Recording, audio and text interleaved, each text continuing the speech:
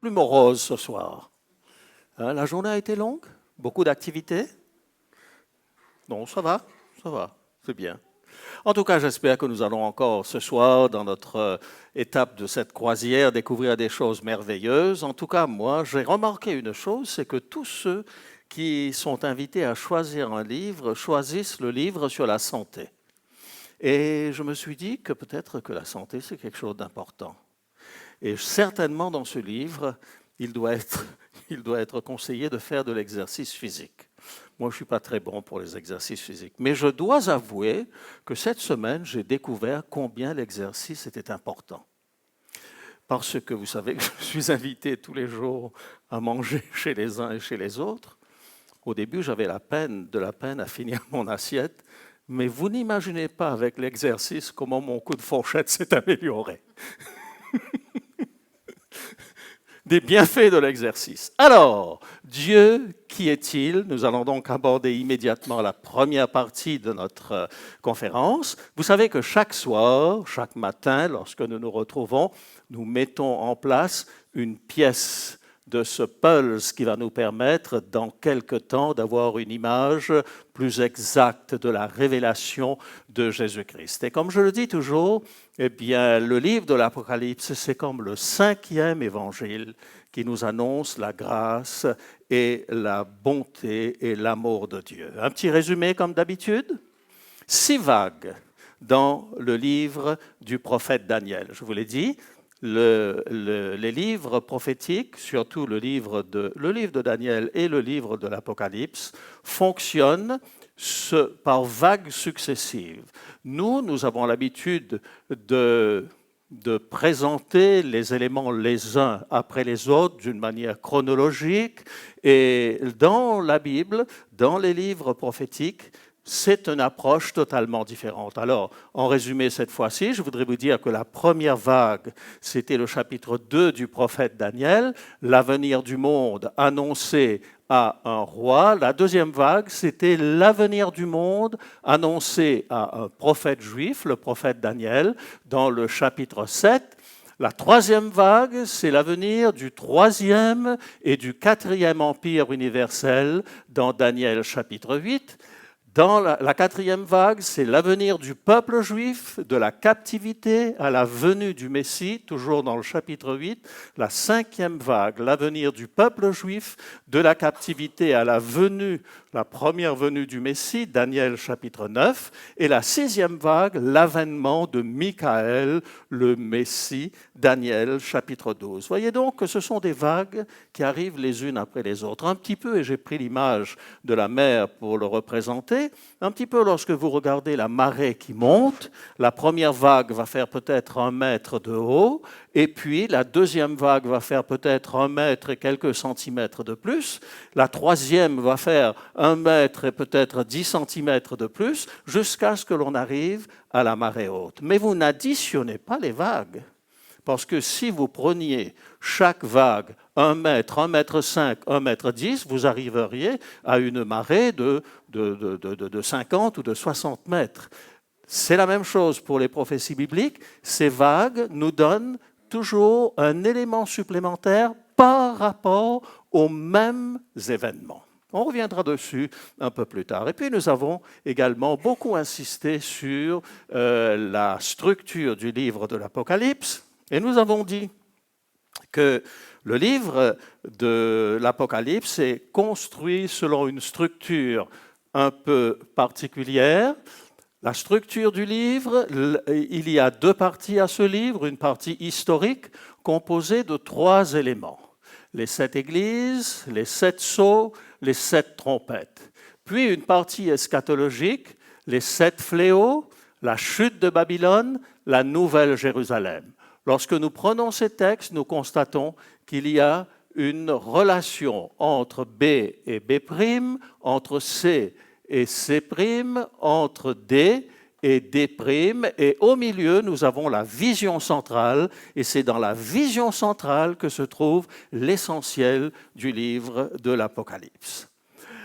Alors, je reprends le plan du livre sous une forme différente, parce que tranquillement, l'enseignement, c'est l'art de la répétition, a-t-on dit. Tranquillement, nous allons comprendre et nous allons avoir présent toujours à la tête cette structure. Et lorsque nous allons lire le livre de l'Apocalypse, nous allons nous rendre compte que ce plan est vraiment très très clair dans le livre. Alors, la première partie du livre, ce que nous avions vu sur la gauche de l'écran, une introduction, Apocalypse 1, versets 1 à 11, puis la vision des 7 églises, puis la vision des 7 sceaux, puis la vision des 7 trompettes.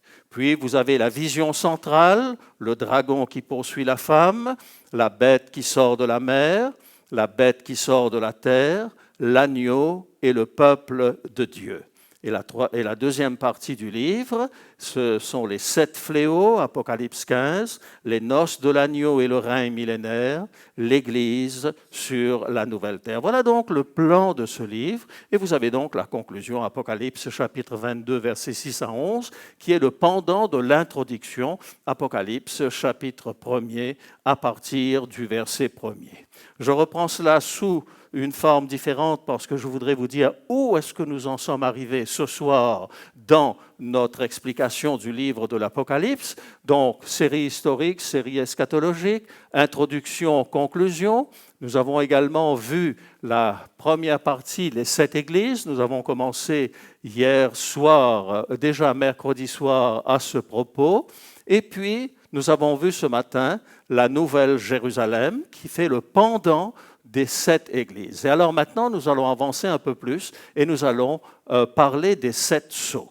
Mais nous n'allons pas entrer directement dans les 7 sceaux aujourd'hui parce qu'il y a 2 intermèdes. Vous vous souvenez ce que c'est que les intermèdes? Ce sont des moments qui nous sont présentés. Alors je prends une image toute simple pour l'expliquer. Si par exemple un enfant est malade et qu'il a besoin d'une opération, par exemple, s'il a un pied beau et qu'il n'arrive pas à marcher correctement, lorsque un chirurgien vous dit « je peux l'opérer et je peux lui redonner une mobilité totale », votre réaction, bien sûr, c'est de l'accepter. Mais il faut encore convaincre l'enfant que c'est une bonne chose pour lui. Et peut-être que l'enfant, s'il est encore jeune, va avoir des piqûres, va avoir peur d'avoir mal, parce qu'on lui a dit qu'on va lui couper la jambe à un certain endroit, etc., etc. Et lorsque l'enfant va être angoissé et va dire à sa maman « j'ai peur parce que j'ai peur des piqûres, j'ai peur parce que lorsqu'on va me couper, ça va faire mal », la maman lui dira « mais oui, mon enfant, c'est vrai que ça va te faire mal, mais je peux te dire une chose, après, tu pourras courir comme tous les autres copains à l'école. Après, tu pourras participer à tous les jeux que tu veux. Face aux problèmes, face à la difficulté, face au drame que vit l'enfant, la mère attire son regard sur ce que ce sera plus tard. Le livre de l'Apocalypse fait exactement la même chose. À chaque fois que le prophète Jean va parler d'un moment dramatique, il va mettre un ou 2 intermèdes, justement, pour créer ce rappel, cette vision dans laquelle celui qui passe par un moment difficile sait que derrière les nuages, il y a encore le soleil. Donc, avec les 7 églises, l'apôtre Jean a dit aux chrétiens de son époque, il arrivera un moment où l'Église va apostasier, un moment où tout ira mal au sein du christianisme. Et après avoir dit cela, et avant d'aborder les 7 sceaux qui vont être un moment difficile, une vague particulièrement difficile, eh bien l'apôtre Jean va présenter 2 intermèdes. Ce premier intermède, nous le retrouvons dans le chapitre 4 du livre de l'Apocalypse. Alors, vous pouvez prendre votre Bible si vous préférez suivre le texte dans votre Bible. Jusqu'à présent, les visions que nous avons lues concernaient des événements qui se déroulaient sur la terre. Mais quand on commence la lecture de la 2e grande section du livre, celle des 7 sceaux, on constate que l'on entre immédiatement dans le ciel. On rejoint la préoccupation des lecteurs impatients de ce livre qui veulent savoir ce que fait Jésus depuis qu'il est monté au ciel et quand va se réaliser la promesse de revenir et d'établir son règne. chapitre 4 à partir du verset 1er. Après cela, je regardais. Et voici une porte était ouverte dans le ciel. La première voix que j'avais entendue, comme le son d'une trompette et qui me parlait, dit « Monte ici, et je te ferai voir ce qui doit arriver dans la suite. » Nous voyons donc que cet intermède est bien en relation avec les 7 fléaux que nous allons voir un petit peu plus tard. Et ensuite, à partir du verset 2, « Aussitôt je fus ravi en esprit, et voici, il y avait un trône dans le ciel. Et sur ce trône, quelqu'un était assis. Celui qui était assis avait l'aspect d'une pierre de jaspe et de sardoine, et le trône était environné d'un arc-en-ciel semblable à de l'émeraude. Autour du trône, je vis 24 trônes, et sur ces trônes, 24 vieillards assis, revêtus de vêtements blancs, et sur leurs têtes des couronnes d'or. Du trône sortaient des éclairs, des voix et des tonnerres. Devant le trône brûlaient 7 lampes ardentes, qui sont les 7 esprits de Dieu. Il y a encore devant le trône comme une mer de verre semblable à du cristal. Au milieu du trône et autour du trône, il y a 4 êtres vivants, remplis Dieu, devant et derrière. Le premier être vivant est semblable à un lion, le second être vivant est semblable à un veau, le troisième être vivant à la face d'un homme, et le quatrième être vivant est semblable à un aigle qui vole. De ces 4 êtres vivants, on a voulu voir les 4 évangiles, mais nous aurons l'occasion de revenir dessus un peu plus tard. Mais ce que nous devons retenir dans ce texte, c'est qu'il nous paraît confus, il nous paraît difficile à comprendre, il nous paraît complexe. Mais en réalité, lorsque nous nous remettons dans le contexte de l'époque où cela a été donné, nous comprenons le pourquoi de ce passage. Tout simplement, les disciples de Jésus, tous ceux qui ont accepté le Christ, passent par la persécution. Ils passent par des moments difficiles. Ils sont bien souvent mis à mort à cause de leur foi. Et par qui sont-ils mis à mort? Par l'ordre de Rome, par l'ordre des empereurs qui veulent extirper cette religion qui prêche que l'on n'a pas le droit de fléchir le genou devant César, qui est considéré à son époque comme étant un Dieu incarné. Et les chrétiens refusent de le faire. Tant qu'il n'y avait que les Juifs qui le faisaient, Rome pouvait encore composer avec ces gens. Mais maintenant que le christianisme commence à gagner les Romains eux-mêmes, à partir de ce moment, ils représentent un danger pour Rome. Et Rome veut les extirper de l'Empire. Rome est toute puissante. Une main de fer. Tout dans cet empire était de fer. Et les chrétiens ne pouvaient rien contre cet empire. Alors l'apôtre Jean tourne leur regard vers un autre Dieu. Nous ne sommes plus maintenant sur la terre, nous sommes au ciel et nous voyons ce qui se passe. Une porte était ouverte dans le ciel. Et là, ces gens qui souffrent sous la férule de Rome découvrent qu'il n'y a pas un trône, mais qu'il y a 24 trônes. En d'autres mots, on est en train de dire à ces gens qui souffrent, mais vous savez, Rome, c'est presque rien. Peut-être que César se prend pour un personnage important, mais regardez un petit peu ce qui se passe au ciel. Sur ce trône, quelqu'un est assis, autour de lui 24 vieillards. Pourquoi 24 vieillards? Parce que l'âge représente la sagesse à cette époque. On n'a pas un doctorat à l'âge de 15 ans lorsque l'on vit au 1er siècle après Jésus-Christ. Et il est important pour ces gens de comprendre que dans le ciel, il se passe des choses absolument extraordinaires. Du trône sortent des éclairs, des voix et des tonnerres. Devant le trône brûlent 7 lampes ardentes, qui sont les 7 esprits de Dieu. Il y a encore devant le trône comme une mer de verre semblable à du cristal. Au milieu du trône et autour du trône, il y a 4 êtres vivants remplis de Dieu devant et derrière. Ça nous rappelle aussi la prophétie d'Ézéchiel. Vous pourrez, si vous êtes curieux, aller vers le livre d'Ézéchiel et voir la prophétie d'Ézéchiel également. En d'autres mots, Jean est en train de dire, César se prend pour quelqu'un d'important, sachez une chose, c'est que notre Dieu est vraiment tout-puissant. Lorsque nous avons acquis cette réalité dans notre esprit, lorsque nous avons intégré cette notion que Dieu est tout-puissant, le sens même de notre existence et la manière dont nous abordons les problèmes va changer.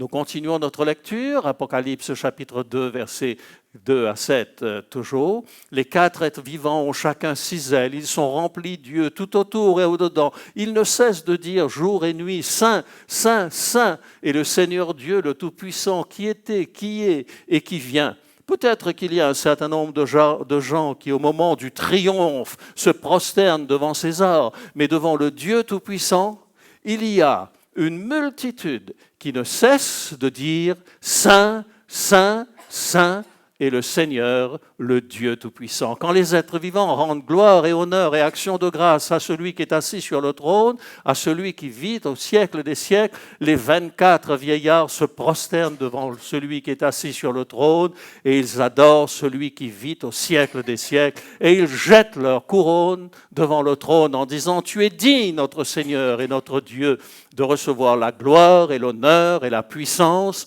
car tu as créé toutes choses et c'est par ta volonté qu'elles existent et qu'elles ont été créées. » Vous voyez ici qu'il y a une véritable profession de foi de la part de tous ceux qui sont autour du trône de Dieu. L'ambiance, le sentiment que l'apôtre Jean veut rendre dans ce chapitre, c'est que Dieu est le Tout-Puissant. Et parce qu'il est le Tout-Puissant, tout fléchit devant lui et que César à côté n'est pratiquement rien. Dieu, qui est-il? Dans un premier temps, le chapitre 4 du livre de l'Apocalypse nous a permis de voir la majesté divine, la gloire de Dieu, mais il y a un deuxième intermède que nous allons aborder dans notre prochaine conférence et ce deuxième intermède va nous montrer les limites du Dieu Tout-Puissant. Ça vous surprend? Alors revenez pour la deuxième conférence.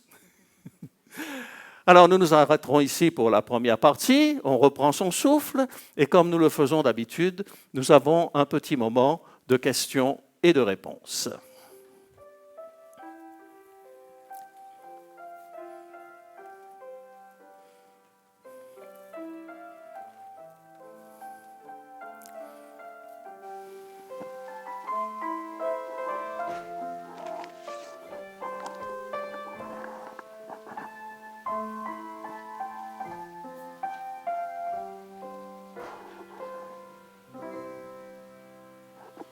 Eh bien, merci José pour cette première partie.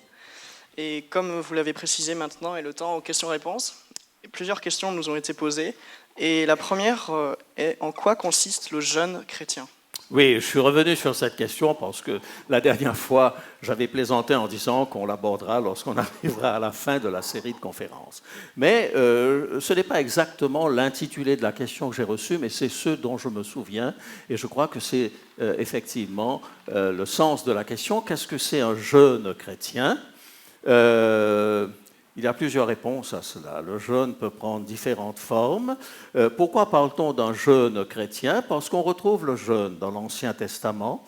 Et lorsque quelqu'un voulait s'humilier devant Dieu, demander pardon pour ses péchés, ou voulait demander quelque chose de particulier à Dieu, il prenait ce que l'on appelle le sac et la cendre, il mettait sur lui un vêtement particulièrement rugueux, et ensuite il s'étendait par terre, et là il présentait ses lamentations à Dieu.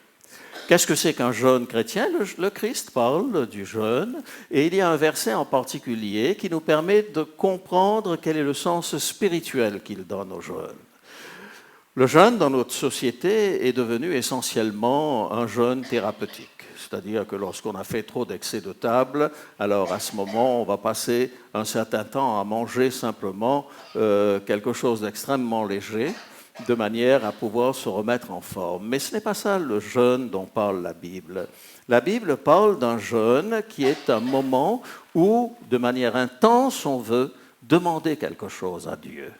Et Jésus, lorsqu'on lui pose la question, et ce sont les disciples qui posent la question, alors les disciples de Jésus vinrent auprès de Jésus. Les disciples de Jean vinrent auprès de Jésus et dirent « Pourquoi nous et les pharisiens jeûnons-nous tandis que tes disciples ne jeûnent point ?»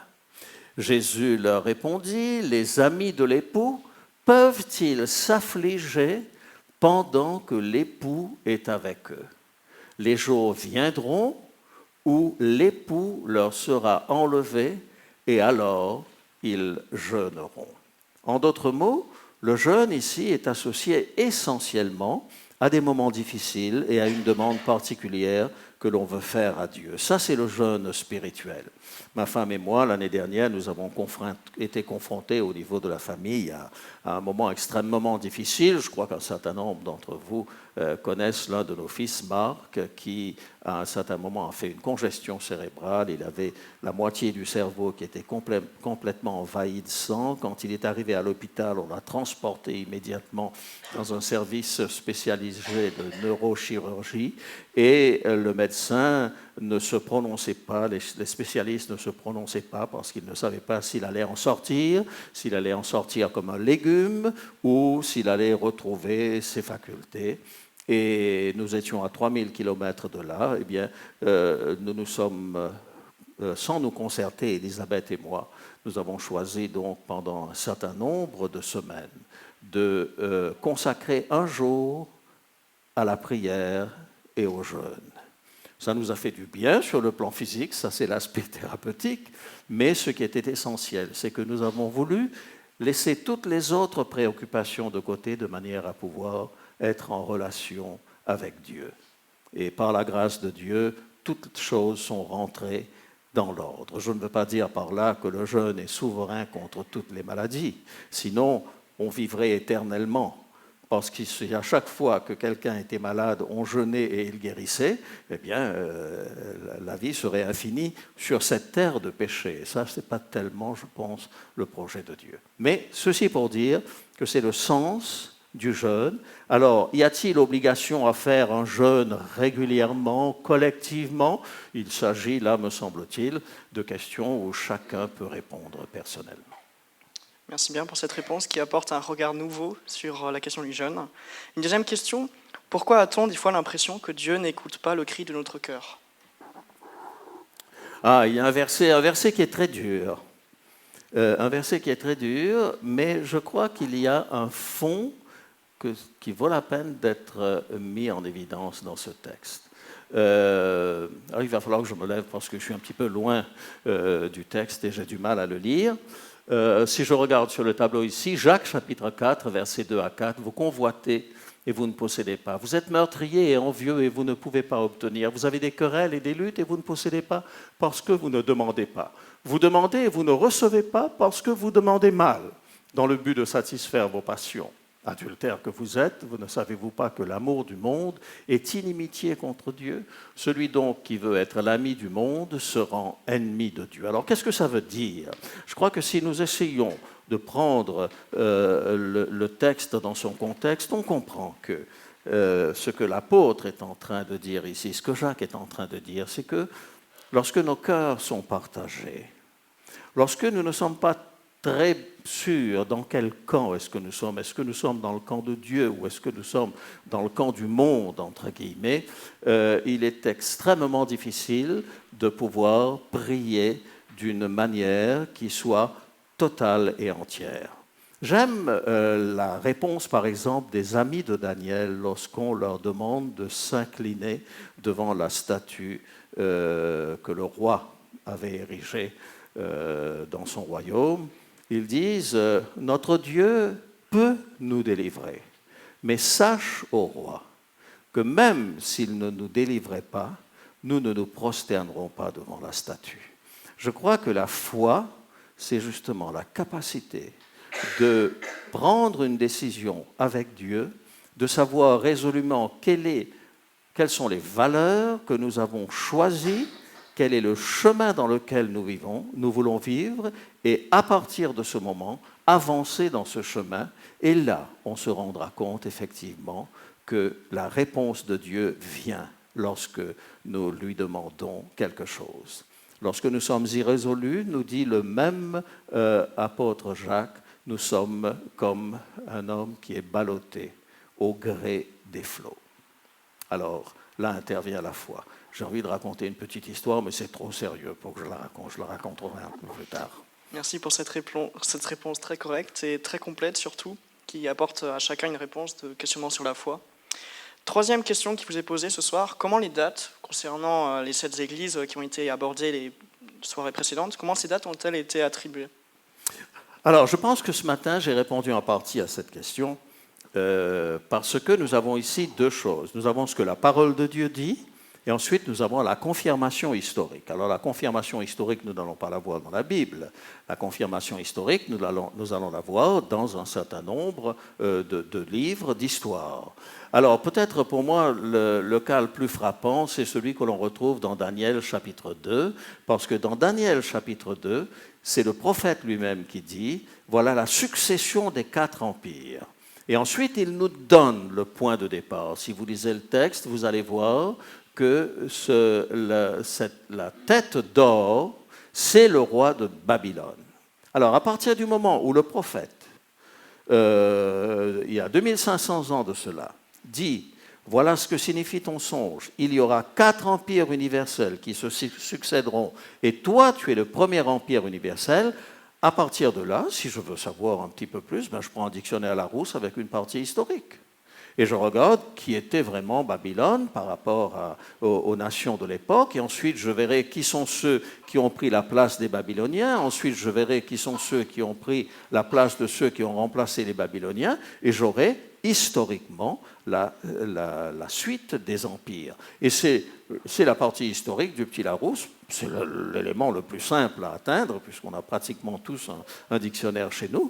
Eh bien, c'est cela qui va me permettre de déterminer les dates. Elles ne sont pas déterminées par la Bible, elles le sont par la réalisation qu'elles connaissent dans l'histoire de l'humanité. Merci bien. Et si nous n'avons pas de dictionnaire à la maison, nous avons toujours Google. Une 4e question. Qui suis-je pour mériter une telle place, telle que le paradis?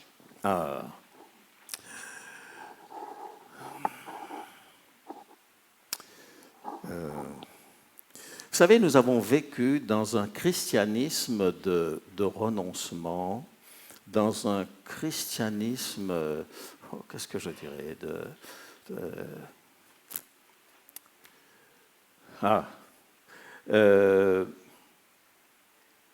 avec le sentiment que nous avons toujours besoin de nous humilier, de nous aplatir. Plus on se baisse, plus on marche à 4 pattes, plus on est humble et plus on est auprès de Dieu. On est près de Dieu. C'est pas vrai. C'est pas ce que la Bible dit. La Bible dit au contraire que nous sommes des princes et des princesses. La Bible nous dit que nous avons du prix aux yeux de Dieu. La Bible nous dit que nous avons un tel prix aux yeux de Dieu que Dieu a accepté de mourir à notre place. Alors, ce n'est pas nécessaire que nous ayons cette mauvaise image de nous-mêmes. La mauvaise image de nous-mêmes que nous avons nous vient bien souvent de notre éducation, nous vient bien souvent du comportement de ceux qui nous entourent et qui nous ont imposé cette manière de voir les choses.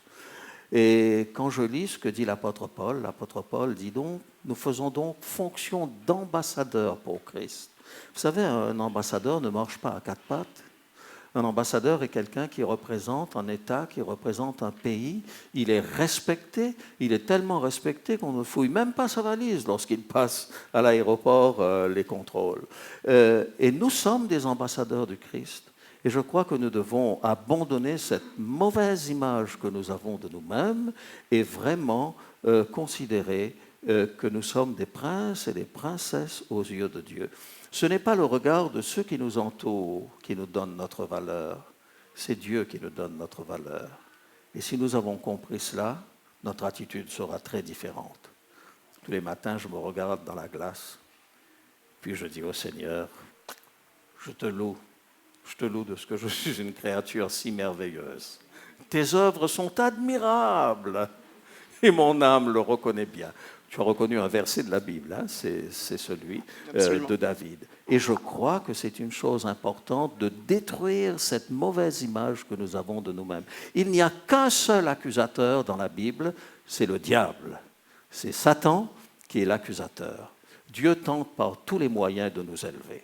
Alors tous les matins, je dis au Seigneur, je dis à Jésus, je suis fier d'appartenir à un Dieu qui a autant de goût.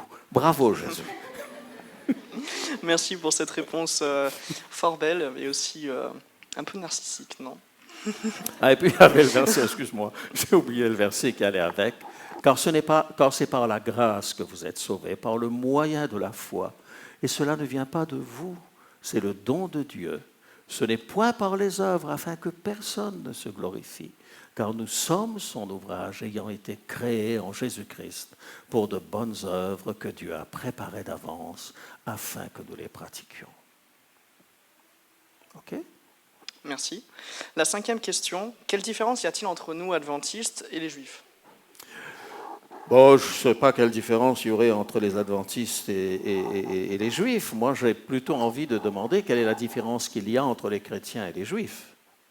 Alors peut-être pour répondre à cette question d'une manière générale, et dans le christianisme, on peut inclure également les adventistes, une des réponses se trouve dans le chapitre 3 de Romains, parce que l'apôtre Paul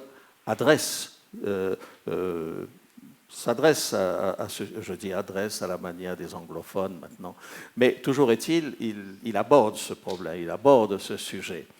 Quel est donc l'avantage des Juifs ou quelle est l'utilité de la circoncision? Il est grand de toute manière et tout d'abord en ce que les oracles de Dieu leur ont été confiés. Ça, c'est le point de départ où l'apôtre Paul dit l'avantage que le juif a par rapport aux autres nations, c'est qu'au départ, Dieu leur a confié les oracles. Ensuite, il va dans la suite du chapitre dire quelque chose d'un peu différent. Il va montrer que cet avantage-là ne garantit pas au peuple juif d'être dans le royaume des cieux. Ce qui va leur garantir la possibilité d'entrer dans le royaume des cieux, c'est justement d'accepter Jésus-Christ comme leur sauveur. Alors je crois que la différence qu'il y a entre les Juifs et les adventistes ou les chrétiens d'une manière générale, c'est que lorsque Jésus est venu sur cette terre, le peuple d'Israël ne l'a pas reconnu comme le Messie parce qu'ils avaient une lecture partiale et partielle de l'Ancien Testament. Ils attendaient un roi glorieux et ils avaient oublié tous les textes qui parlent d'un Messie souffrant, en particulier celui d'Ésaïe au chapitre 53, qui a cru à ce qui nous était annoncé. Il s'est élevé devant lui comme une faible plante, comme un rejeton qui sort d'une terre desséchée. Il n'avait ni éclat ni beauté pour attirer nos regards et son aspect n'avait rien pour nous plaire. Je vais m'arrêter là, mais ce chapitre 53 d'Ésaïe est extraordinaire parce qu'il présente non pas un Messie roi glorieux, mais il présente un Messie souffrant. Et le peuple d'Israël n'a jamais compris cela. Pour lui, Dieu ne pouvait pas s'humilier de cette manière-là. Alors, quelle différence il y a? C'est que les chrétiens ont accepté Jésus-Christ comme leur sauveur. Et ils reconnaissent que c'est un cadeau de Dieu que le salut en Jésus-Christ. Merci beaucoup pour cette réponse qui me semble très claire. L'avant-dernière question, quand savons-nous que nous sommes prêts pour le retour du Christ ? J'ai envie de dire, quand nous avons pris par la foi, quand nous avons par la foi accepté sa grâce. Il faudrait que tu me poses une autre question. Mais ce que je veux dire, c'est qu'il n'y a qu'une manière de savoir que nous sommes prêts pour le retour du Christ, c'est d'avoir accepté le sacrifice de Jésus. Et cela est représenté dans la Bible, que ce soit dans l'Ancien comme dans le Nouveau Testament, par une robe blanche. On le voit d'ailleurs dans le livre de l'Apocalypse. Cette robe blanche représente la pureté de Jésus-Christ qui recouvre nos fautes et nos péchés. C'est la seule chose que j'ai à faire pour être prêt pour le retour du Christ. Mais je suis sûr qu'il y a une autre question qui va venir à partir de celle-là. Je l'attends avec impatience. Nous verrons dans les soirées prochaines. Et la dernière question concerne le fait d'accepter Jésus. En quoi ça consiste? Qu'est-ce que c'est en gros? Et est-ce qu'il faut être baptisé forcément? Alors, accepter Jésus, c'est quoi? On va laisser la Bible nous donner la réponse. Dans Actes chapitre 2, verset 38, lorsque Pierre, dans son discours absolument extraordinaire, fait comprendre aux gens qui les écoutent que celui qu'ils ont crucifié quelques jours auparavant, c'est le Messie, c'est le Sauveur de l'humanité, Ces gens sont bouleversés parce qu'ils ne peuvent plus revenir en arrière, ils ne peuvent pas réparer ce qu'ils ont fait. Alors ils disent à Pierre et aux apôtres, mais hommes frères, que ferons-nous? Et la réponse de l'apôtre est celle-ci.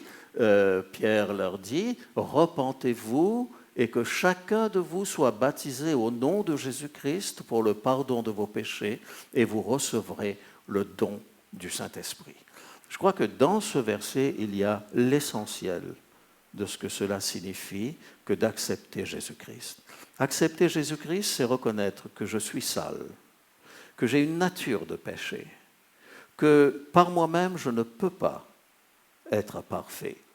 Alors, lorsque j'accepte d'entrer dans les eaux du baptême, d'ailleurs, là, il y a un baptistère, et on va l'utiliser parce qu'il y a un certain nombre de personnes qui ont déjà demandé à être baptisées. Je crois qu'on va commencer, non pas ce lundi, mais le lundi de la semaine suivante, des baptêmes par immersion ici, dans ce lieu.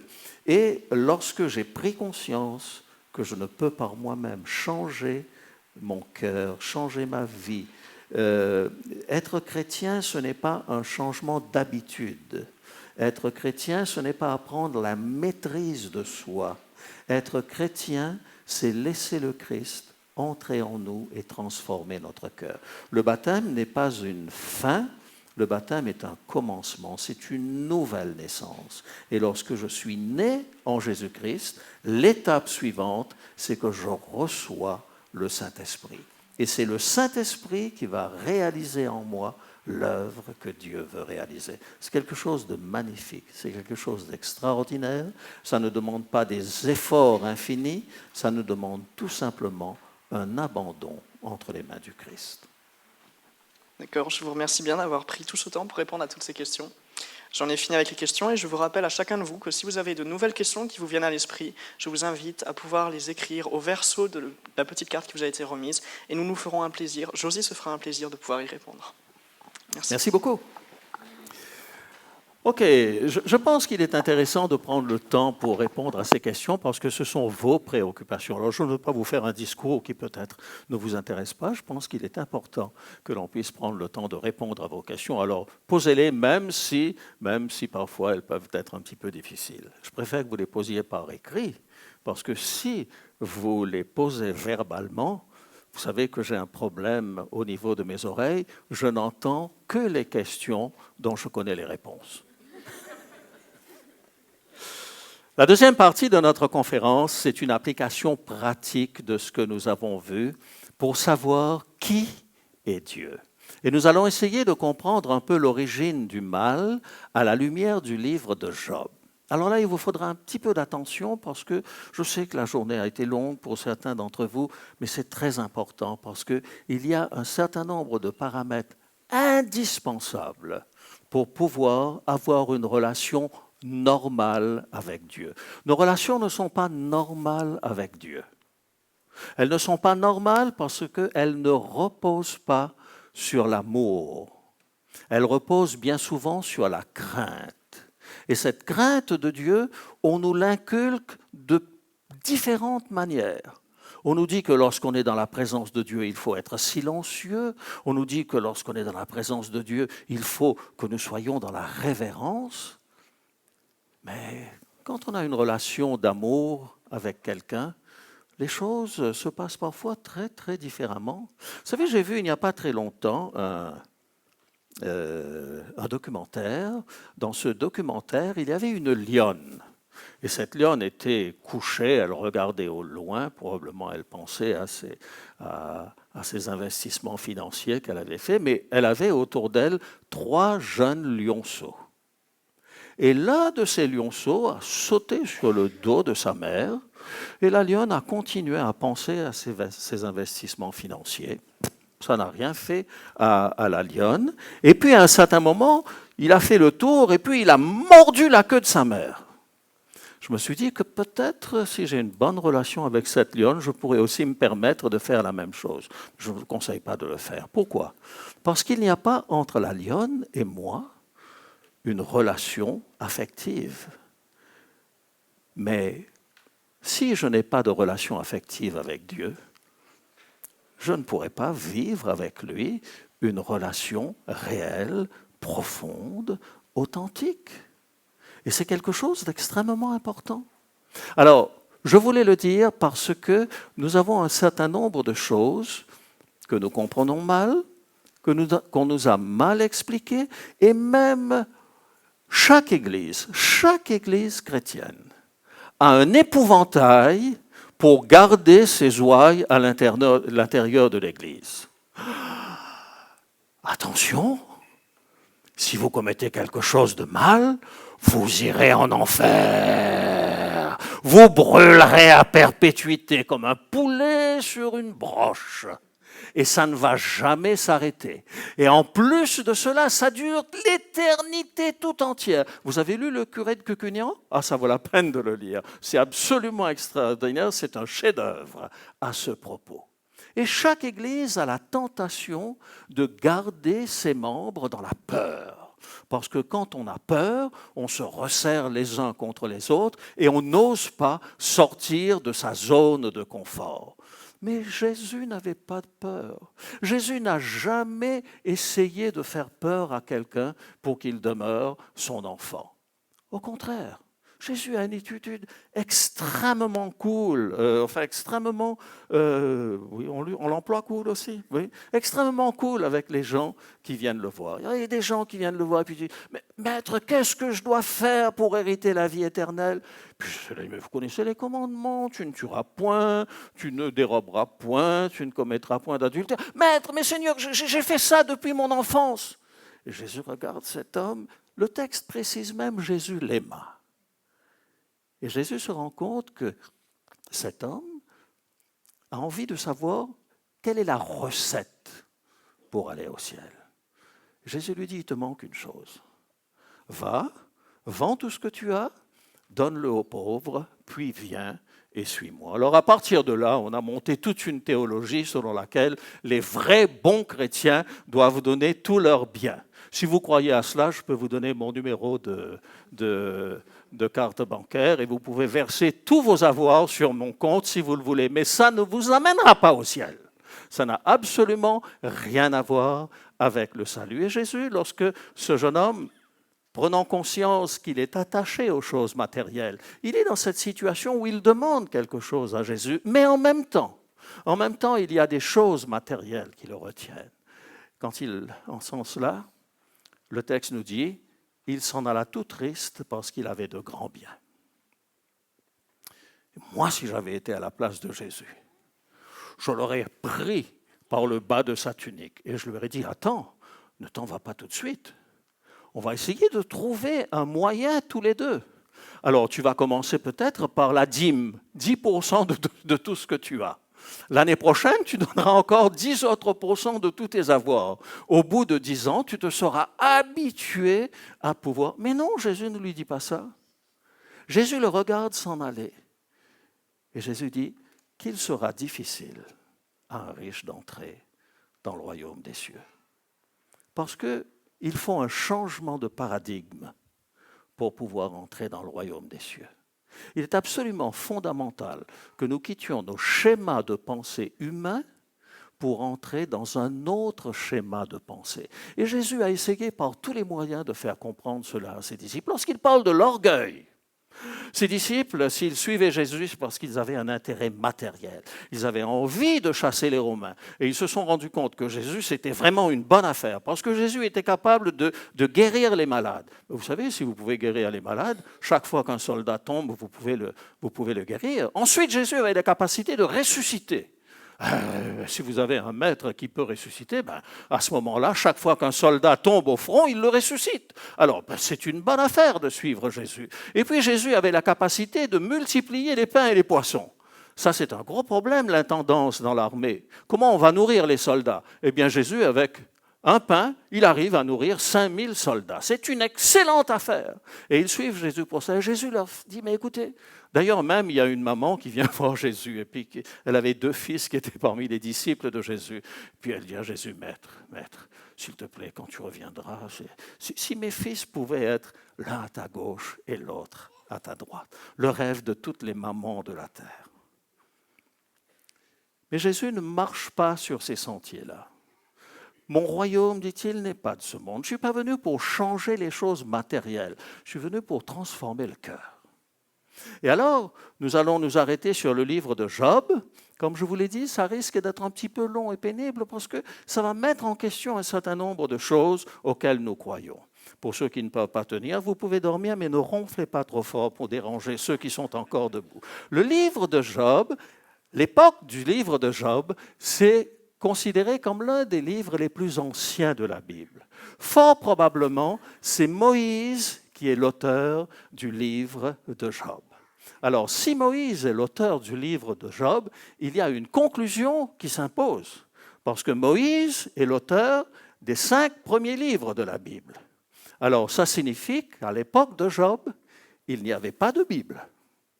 Donc, Job et ses compagnons ne peuvent compter que sur la révélation directe par vision ou songe ou par la tradition orale. Ça, c'est le contexte. Et nous constatons également que Job va partager un certain nombre de choses avec les gens de son époque. Dans ce verset que nous avons ici sur l'écran, je retiens tout simplement cette pensée. Comment est-ce que Dieu parle aux hommes? Il parle par des songes, par des visions nocturnes, quand les hommes sont livrés à un profond sommeil, quand ils sont endormis sur leur couche, alors il leur donne des avertissements, etc., etc. C'était le seul moyen par lequel les gens de l'époque pouvaient connaître la volonté de Dieu. Le deuxième élément que je voudrais souligner, c'est que le livre de Job parle d'événements qui se passent dans le ciel et d'événements qui se passent sur la terre. La première chose que nous constatons dans Job chapitre 1er, versets 6 à 11, c'est que le ciel est un lieu perturbé par les insinuations de Satan. Vous savez, parfois nous traitons le péché comme quelque chose de pas très important, mais c'est quelque chose de très grave, parce que le péché a même ébranlé le ciel.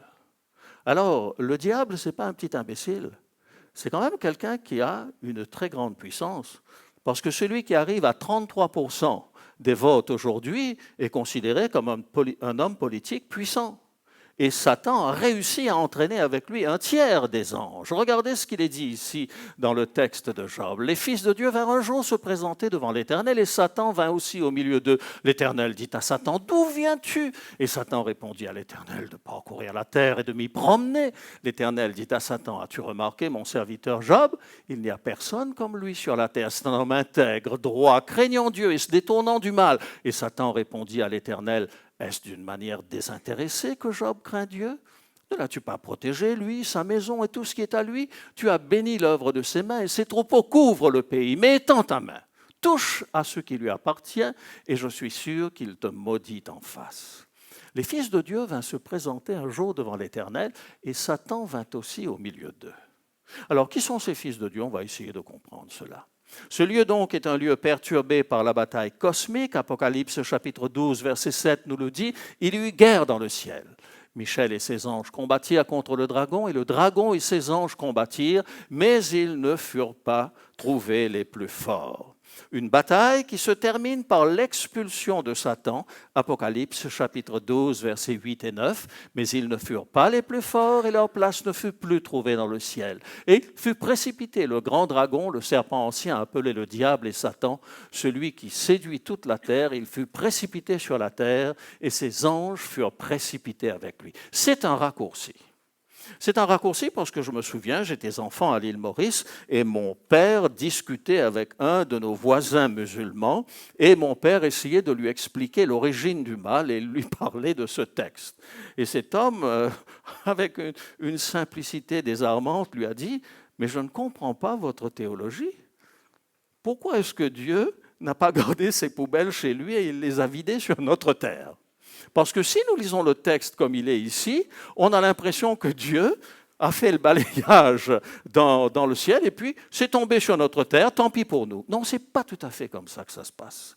Le diable n'avait pas le pouvoir de s'installer sur la terre.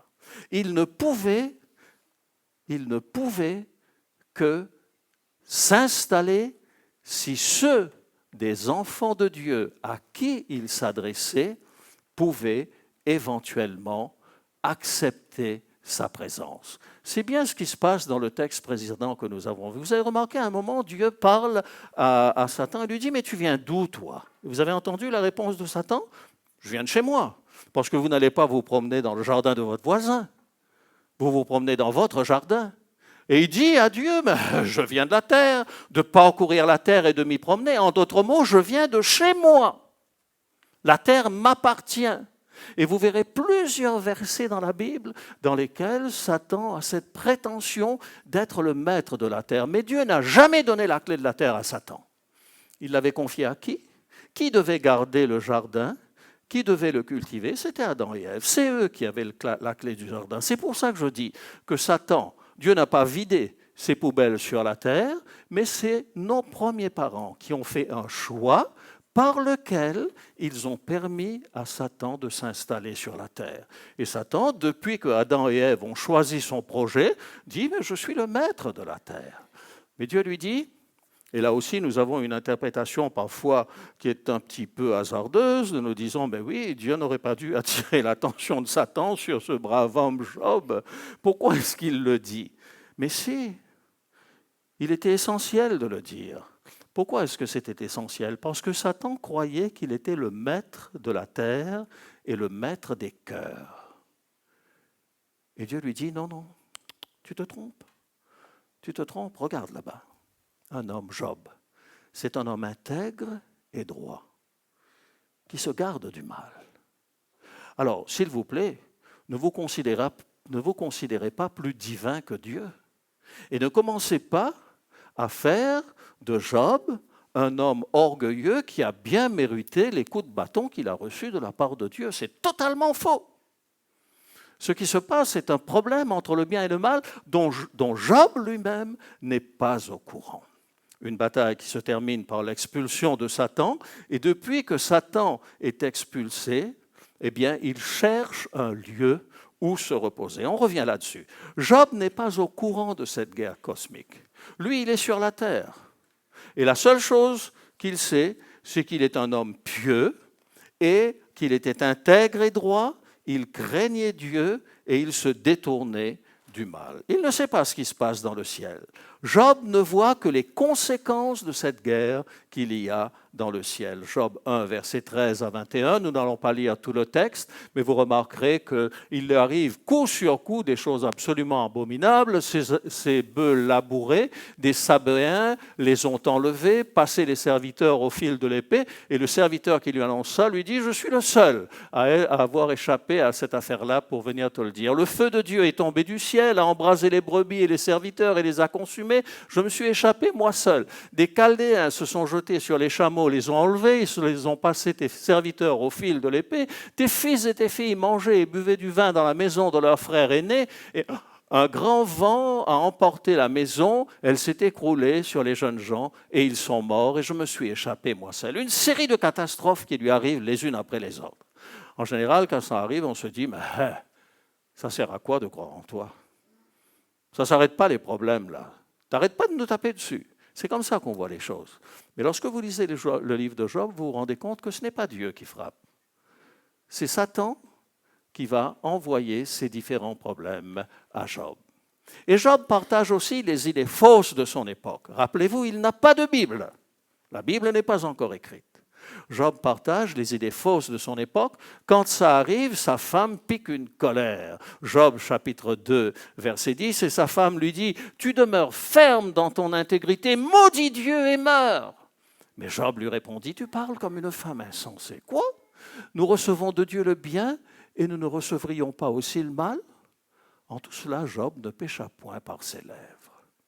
C'est assez intéressant la réaction de Job. Il attribue le bien et le mal à Dieu. Vous savez qu'on a tendance à faire la même chose, mais c'est une idée fausse. Le Christ a été absolument clair par rapport à cela. Le mal ne vient pas de Dieu. Et si je pouvais le crier encore plus fort, sans vous faire peur, je le ferais. Ah, il faut que je le fasse. Le mal ne vient pas de Dieu. Et c'est une chose extrêmement importante à comprendre. Dieu est amour, nous dit la Bible. Dieu nous aime. Et l'amour de Dieu va à un tel point qu'il a donné son Fils pour que nous puissions avoir la vie. Comment avons-nous l'outrecuidance de croire que Dieu puisse envoyer tout simplement la maladie ou des catastrophes dans la vie des uns et des autres? Un petit peu comme s'il s'ennuyait là-haut dans son paradis et qu'il ne savait pas très bien quoi faire, et puis il regarde sur la terre, il voit Paul et puis il dit « Tiens, Paul, ça fait un petit bout de temps que je le vois là, tranquille sur la terre, on va lui envoyer une petite maladie là, pchut !» Puis la prochaine fois qu'il va chez son médecin, on lui découvre quelque chose d'incurable. Dans 6 mois, t'es fini, Paul. et on a l'impression qu'il y a des gens qui sont parfaitement à l'aise, que voulez-vous? Le Seigneur l'a permis. Arrêtez de dire cette phrase. Vous savez ce que ça veut dire, ça, le Seigneur l'a permis? Imaginez que vous êtes au bord de l'eau. Et puis qu'il y a quelqu'un qui est en train de se noyer. Vous avez une bouée derrière le dos, et puis vous vous dites, on va voir jusqu'où il peut résister dans cette eau froide. Ça s'appelle de la non-assistance à personne en danger. Et vous savez que vous pouvez être poursuivi pour ça? Et vous êtes en train de faire de Dieu quelqu'un qui a la puissance de faire quelque chose et qui ne le fait pas. C'est de la non-assistance à personne en danger. Et moi, je vais lui faire un procès à ce type de Dieu-là. Parce que les êtres humains ne le font pas. Comment est-ce que Dieu pourrait donc le faire? De fausses idées à propos de Dieu, de fausses idées que l'on cultive, que l'on garde, que l'on propage autour de nous, et bien souvent dans un intérêt personnel et parfois mercantile. Et Job avait ces fausses idées. Comment nous recevons le bien de Dieu et on ne recevrait pas aussi le mal? Dans la suite du livre, nous allons voir comment est-ce que Job va résoudre ce problème. Alors, quels sont les personnages? Il y a Dieu, celui qui veille sur le monde et le dirige, celui devant qui les fils de Dieu viennent se présenter, et Satan vient aussi parmi eux. C'est celui qui respecte ses créatures. Dans Job, chapitre 1er, verset 8, Dieu reconnaît l'intégrité, le sérieux de Job et son amour de Dieu. C'est celui-même qui respecte Satan. Dans l'épître de Jude, lorsque l'archange Michel contestait avec le diable et lui disputait le corps de Moïse, l'archange Michel n'osa pas porter contre lui un jugement injurieux, mais il dit que le Seigneur te réprime. Ça, c'est une des constantes du véritable évangile. Nous ne devons pas reproduire au sein du christianisme les schémas de fonctionnement du monde. Mais le drame, c'est que dans beaucoup d'églises, c'est exactement ce qui se passe. Dans mon église, ça se passe aussi. Et parfois, nous revoyons les mêmes jeux de pouvoir au sein de l'église que nous retrouvons dans le monde. La maman qui vient voir Jésus et qui dit « Seigneur, ordonne que mes 2 fils soient assis l'un à ta droite et l'autre à ta gauche », c'est rien d'autre qu'un jeu de pouvoir. Lorsqu'ils arrivent dans la chambre haute pour prendre le repas de Pâques, d'habitude, il y avait un serviteur à la porte pour laver les pieds de ceux qui arrivaient. Ils n'ont pas de serviteur, ils n'ont pas les moyens de s'en payer. Et puis les 12 sont là avec Jésus et personne ne veut s'abaisser à laver les pieds des autres. Et vous savez ce que Jésus a fait? Il a enlevé son vêtement et puis il s'est mis devant les uns et les autres et il a commencé à leur laver les pieds. Jamais un maître ne faisait ça. D'ailleurs, Pierre le comprend bien, qui dit à Jésus « Jamais tu ne me laveras les pieds !» Et Jésus lui fait comprendre qu'il est en train de mettre en place un autre système de valeurs. Que celui parmi vous qui veut être le plus grand soit le serviteur des autres. Je continue. Parmi les personnages, il y a Satan. C'est celui qui se dit le représentant de la terre. Nous avons lu ce texte tout à l'heure. Il se considère comme le propriétaire de la terre et il a même le toupet de le dire à Jésus qui, lui, est le créateur de la terre. Regardez ce qu'il dit lorsqu'il rencontre Jésus dans le désert de la tentation. Le diable, l'ayant élevé, lui montra en un instant tous les royaumes de la terre et lui dit « Je te donnerai toute cette puissance et la gloire de ces royaumes » car elle m'a été donnée et je la donne à qui je veux.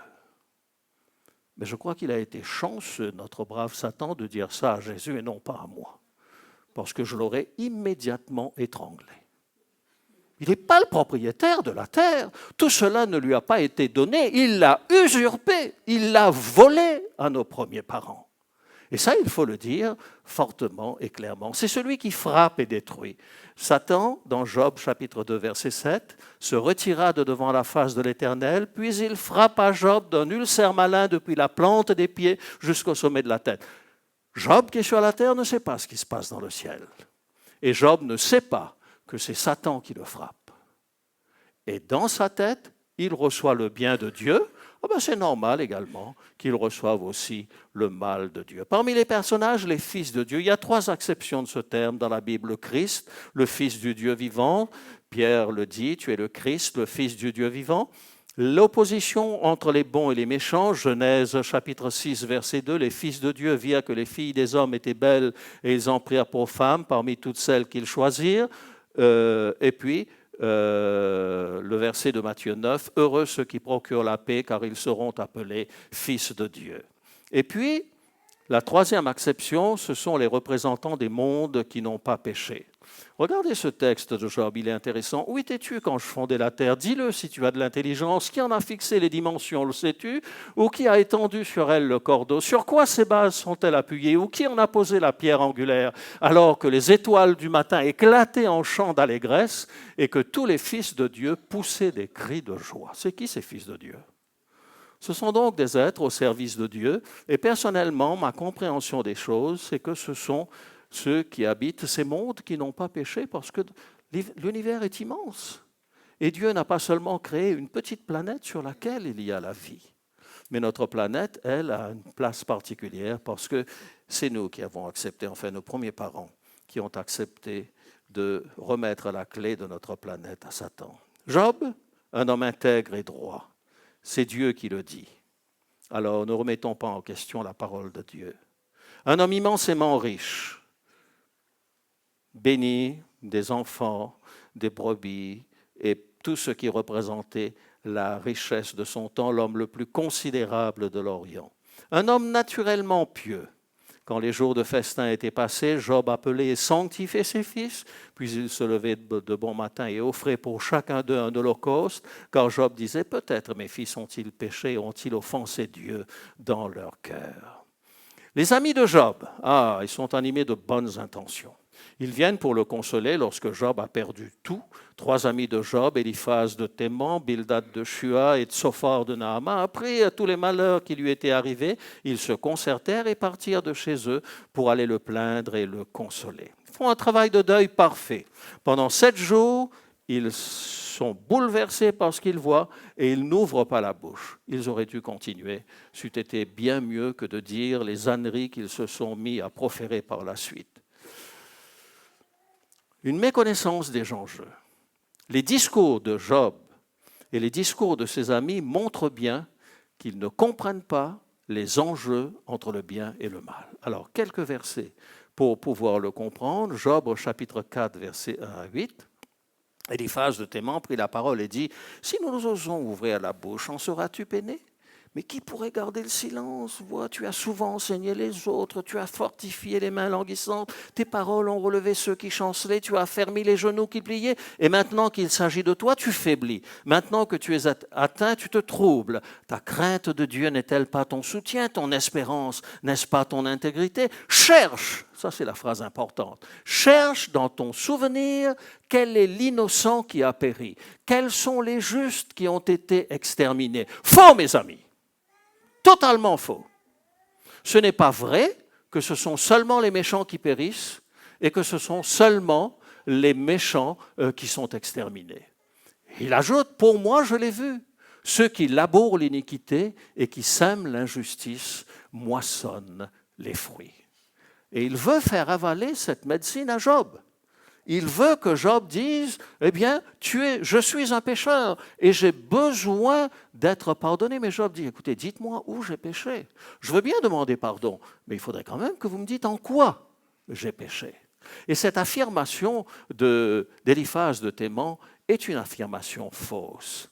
En ce même temps, et le deuxième texte que je prends pour dire, je reviens un petit peu en arrière, la méconnaissance des enjeux, c'est une parole de Jésus. En ce même temps, quelques personnes qui se trouvaient là racontaient à Jésus ce qui était arrivé à des Galiléens dont Pilate avait mêlé le sang avec celui de leur sacrifice. Il leur répondit, « Croyez-vous que ces Galiléens fussent de plus grands pécheurs que tous les autres Galiléens, parce qu'ils ont souffert de la sorte? Non, je vous le dis. Mais si vous ne vous repentez, vous périrez tous également. » Ou bien ces 18 personnes sur qui est tombée la tour de Siloé et qu'elle a tué. Croyez-vous qu'elles fussent plus coupables que tous les autres habitants de Jérusalem? Non, je vous le dis. Mais si vous ne vous repentez, vous périrez tous également. Jésus est en train de détruire ces idées reçues que l'on transmettait de génération en génération. Le mal ne vient pas de Dieu. Et lorsqu'il se passe quelque chose de dramatique, lorsque quelqu'un tombe malade, lorsque quelqu'un meurt, il ne s'agit pas de justifier Dieu avec de mauvais arguments en disant « Eh bien, Dieu l'a bien puni pour telle ou telle chose. » Oh, toute mon enfance s'est passée dans ce schéma de punition de la part de Dieu. Vous savez, lorsque j'étais enfant à l'île Maurice, nous n'avions pas la possibilité d'avoir des bonbons tous les jours. Alors on se fabriquait nous-mêmes nos bonbons parce qu'on utilisait du lait en poudre. Et toutes les mamans avaient une boîte de lait en poudre qu'elles mettaient hors de la portée de leurs enfants. J'avais un petit voisin musulman, j'en ai parlé un petit peu tout à l'heure, et sa mère avait également une boîte de lait en poudre. Et nous nous étions mis d'accord entre lui et moi qu'un jour, on allait prendre chacun une cuillère de lait en poudre chez mon petit voisin et le lendemain chez moi. Et vous savez, ça fait un bonbon merveilleux. Vous prenez cette cuillère de lait en poudre et ensuite vous le collez à votre palais. Et ensuite, tranquillement, avec votre langue, vous dégustez. Mais vous essayez, tu n'as jamais essayé? Ah ben écoute, essaye, tu verras. Et un jour, on était chez moi. Et puis voilà que j'étais grimpé sur une chaise, j'avais descendu le pot de lait, la boîte de lait, on l'avait ouvert, mon petit copain avait pris une cuillère, j'avais pris moi aussi une cuillère, et on entend la grille. Heureusement qu'à cette époque-là, on ne mettait pas d'huile dans les gonds, on entend la grille. On a remis le plus vite possible la boîte en haut, et à la course, on est sorti, mais mon petit copain est sorti sans problème, moi je me suis heurté je me suis étalé. Et comme le lait n'était pas encore collé à mon... Ça a fait un nuage de lait. Et j'ai entendu une voix qui m'a dit « Le bon Dieu t'a bien puni. » Mais vous savez que ça a été ma première question théologique. Et je me suis demandé si le bon Dieu de mon petit copain musulman n'était pas mieux que le mien. Parce que lui, il était parti sans tomber. Et vous savez, cette fausse théologie, on l'inculque à nos enfants, on le vit nous-mêmes. Alors on se dit, mais on n'a pas de réponse, on ne sait pas qu'est-ce qu'il faut faire, on ne connaît pas la volonté de Dieu. Mais enfin, faisons une lecture plus juste de Dieu. Faisons confiance à ce que la parole de Dieu nous dit. Il est amour, il nous aime, il veut notre bonheur. Et quand il vous arrive quelque chose de mauvais, ce n'est pas Dieu qui l'a fait, c'est un ennemi qui a fait cela. Jésus vit en passant un homme aveugle de naissance. Ses disciples lui firent cette question, « Rabbi, qui a péché, cet homme ou ses parents pour qu'il soit né aveugle ?» Jésus répondit, « Ce n'est pas lui, que lui ou ses parents aient péché. » C'est très important de comprendre cela.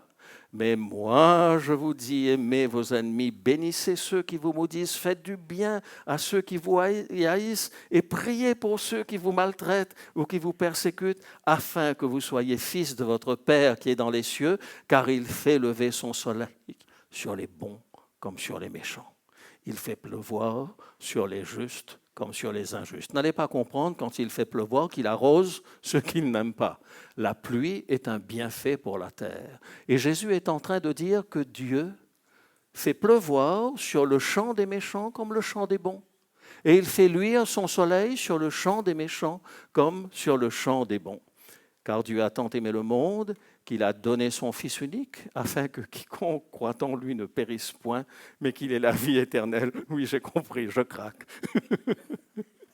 Et le dernier verset que je voudrais lire et qui est important, Isaïe 57, verset 1, « Le juste périt et nul n'y prend garde. Les gens de bien sont enlevés et nul ne fait attention, que c'est par suite de la malice que le juste est enlevé. » Alors, si j'ai pu ce soir, tout simplement, arracher de votre esprit l'idée selon laquelle le mal viendrait de Dieu, vous aurez un peu mieux compris qui est Dieu. Mais la question fondamentale qui se pose se trouve dans Job, chapitre 1er, verset 9. Est-ce d'une manière désintéressée que Job sert Dieu? Car il n'y a que deux motivations qui mènent le monde. Ou bien c'est l'intérêt, ou bien c'est l'amour. L'intérêt, c'est lorsque Job dit à Dieu, est-ce d'une manière désintéressée que Job craint Dieu? Satan remet en question la possibilité que l'on puisse aimer Dieu sans y trouver un intérêt quelconque. Mais je peux vous dire qu'au bout de 44 ans de ministère pastoral, que j'ai rencontré des hommes, des femmes, qui ont eu un amour de Dieu qui ne reposait absolument pas sur un intérêt quelconque. Ils étaient touchés dans leur santé, ils étaient touchés dans leur famille, mais à aucun moment ils ne se sont révoltés contre Dieu. L'autre motivation profonde qui mène le monde, c'est l'amour, car celui qui n'aime pas n'a pas connu Dieu. Et puis nous avons trois indices.